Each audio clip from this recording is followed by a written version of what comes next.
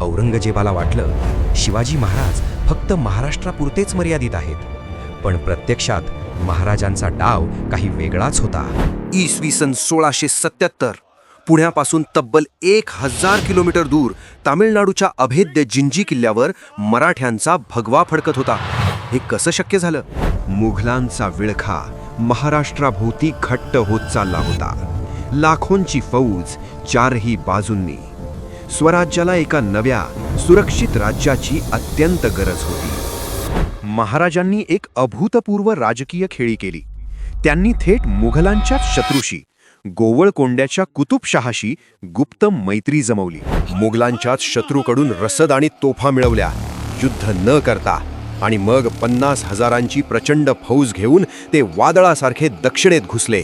अभेद्य जिंजी, अजिंक्य वेल्लोर, एका पाठोपाठ एक किल्ले पडत गेले.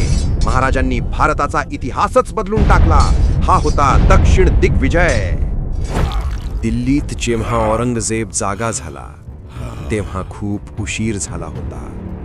महाराजांनी स्वराज्याची सीमा भारताच्या दक्षिण टोकापर्यंत विस्तारली होती.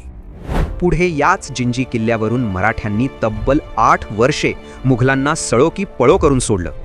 ही होती महाराजांची 300 वर्षे पुढची दूरदृष्टी. जय शिवराय.